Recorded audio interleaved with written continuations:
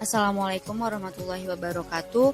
Saya Zakia Aulia, NPM 20370011. Di sini saya akan menjelaskan materi mengenai komunikasi terapeutik.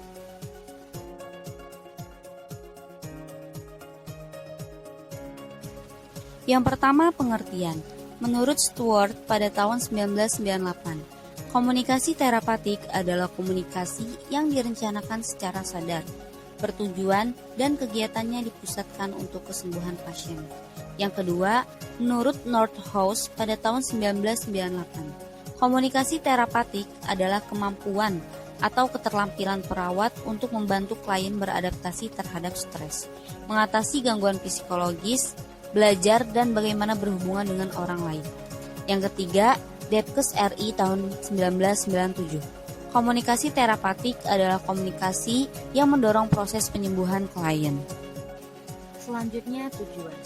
Tujuan komunikasi terapeutik menurut Stewart dan Sundon, tujuan hubungan terapeutik diarahkan pada pertumbuhan klien meliputi relasi diri, penerimaan diri, dan peningkatan penghormatan terhadap diri.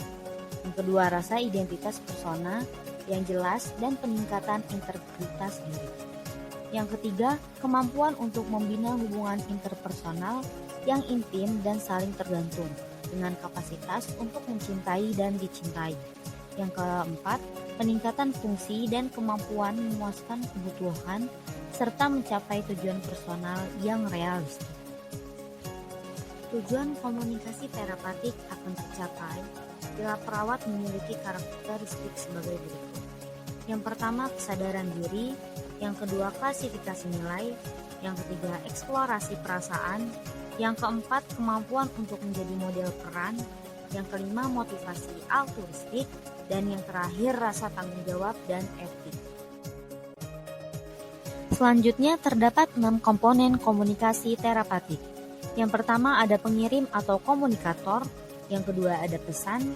Yang ketiga, ada penerima atau komunikan. Yang keempat, ada media atau channel. Yang kelima, ada umpan balik. Dan yang keenam, ada lingkungan. Selanjutnya, jenis komunikasi terapeutik. Komunikasi verbal. Jenis komunikasi verbal yang paling lazim digunakan dalam pelayanan perawatan di rumah sakit adalah pertukaran informasi secara verbal, terutama pada saat berbicara tatap muka. Komunikasi verbal biasanya lebih akurat dan tepat waktu. Kata-kata yang digunakan adalah alat atau simbol yang dipakai untuk mengekspresikan ide atau perasaan, membangkitkan respon emosional. Keuntungan dalam komunikasi verbal tatap muka yaitu memungkinkan tiap individu untuk berespon secara langsung.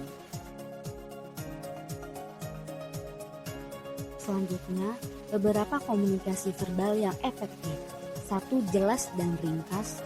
2. Pembendaharaan kata atau mudah dipahami. 3. Denotatif dan konotatif. 4. Selaan dan kesempatan dalam berbicara. Dan yang terakhir adalah waktu dan relevansi. Selanjutnya, komunikasi nonverbal. Komunikasi nonverbal adalah pemindahan pesan tanpa menggunakan kata-kata. Komunikasi nonverbal merupakan cara yang meyakinkan untuk menyampaikan pesan kepada orang lain. Perawat perlu menyadari pesan verbal dan nonverbal yang disampaikan pasien mulai dari pengkajian sampai evaluasi asuhan keperawatan. Karena isyarat nonverbal menambah arti terhadap pesan verbal. Perawat yang mendeteksi suatu kondisi dan menentukan kebutuhan asuhan keperawatan. Komunikasi nonverbal dibagi menjadi 4 bagian, yakni kinesik, hapatik, paralinguistik, dan tampilan fisik tubuh. Selanjutnya, teknik komunikasi terapeutik. Yang pertama ada penerimaan. Penting untuk membuat pasien merasa didengarkan. Untuk mempermudah penerimaan perawatan, perlu diingat bahwa penerimaan tidak selalu sama dengan kesepakatan. Bentuk penerimaan bisa dengan melakukan kontak mata dan berkata, "Ya, saya paham maksud Anda." Yang kedua, diam atau hening. Keheningan dapat memberikan waktu dan ruang bagi pasien untuk mengutarakan pikiran dan perasaan ke dalam kalimat. Selanjutnya, menawarkan diri. Menyediakan waktu dan perhatian untuk menemani pasien tanpa diminta. Hal ini dapat membantu meningkatkan suasana hati pasien. Memberi penghargaan. Memberi penghargaan tanpa memberi pujian berlebih. Misalnya dengan mengatakan, "Saya perhatikan Anda selalu semangat menjalani terapi." Hal ini akan mendorong pasien tetap melakukan tindakan tanpa memerlukan pujian. Selanjutnya, aktif mendengarkan. Perawat yang aktif mendengarkan akan menunjukkan minat dan memberikan reaksi secara verbal atau nonverbal yang dapat mendorong pasien membuka dirinya. Pasien dapat lebih merasakan bahwa perawat tertarik mendengarkan dan memahami pembicaraannya. Selanjutnya, membuka komunikasi. Mengawali percakapan dengan topik terbuka seperti apa yang sedang Anda pikirkan. Teknik komunikasi terapatik ini akan memberikan kesempatan bagi pasien untuk memilih topik pembicaraan. Lalu, meminta pasien mengurutkan peristiwa sesuai waktu. Bertanya mengenai urutan-urutan waktu atas peristiwa yang diceritakan dapat membantu perawat lebih memahami cerita lebih jelas. Selain itu, teknik ini juga membantu pasien mengingat sesuatu yang sempat dilupakan. Lalu, mencari klarifikasi. Meminta klarifikasi pasien saat mereka mengatakan sesuatu yang membingungkan atau ambigu untuk menghindari kesalahpahaman. Selanjutnya, melakukan pengamatan. Pengamatan terhadap pasien dapat membantu mengidentifikasi masalah yang tidak disadari sebelumnya. Misalnya, saat pasien mengalami perubahan selera makan, bisa jadi mengarah pada penemuan gejala baru. Selanjutnya, konfrontasi. Teknik konfrontasi pada komunikasi terapatik dapat dilakukan setelah perawat mampu membangun kepercayaan dengan pasien.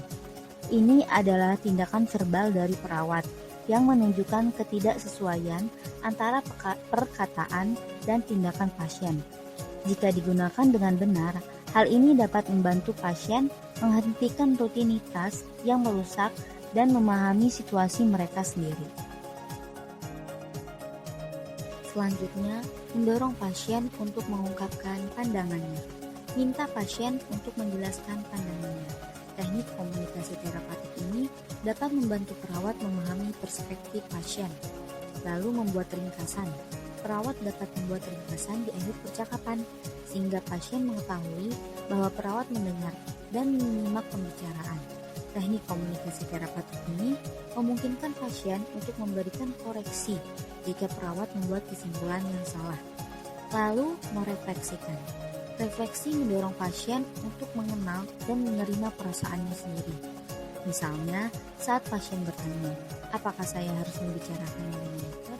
Perawat dapat merespon dengan, "Menurut Anda, apakah Anda harus membicarakannya dengan dokter?" Selanjutnya, memberikan harapan dan humor. Memberikan harapan kepada pasien bahwa mereka dapat melalui situasi yang tengah dijalani dan meringankan suasana dengan humor dapat membantu perawat membangun hubungan yang baik dengan pasien. Kedua hal ini dapat membuat pikiran pasien menjadi lebih positif. Lalu, mendorong pasien untuk melakukan perbandingan. Perawat dapat mendorong pasien untuk melakukan perbandingan dari beberapa pengalaman sebelumnya. Hal ini dapat membantu pasien menemukan solusi untuk masalah mereka. Selanjutnya, mengungkapkan keraguan. Mengekspresikan ketidakpastian tentang kenyataan dalam persepsi pasien. Dengan mengungkapkan keraguan, perawat dapat memaksa pasien untuk memeriksa asumsi mereka. Dan yang terakhir adalah fokus. Perhatikan isi percakapan dengan pasien dengan fokus.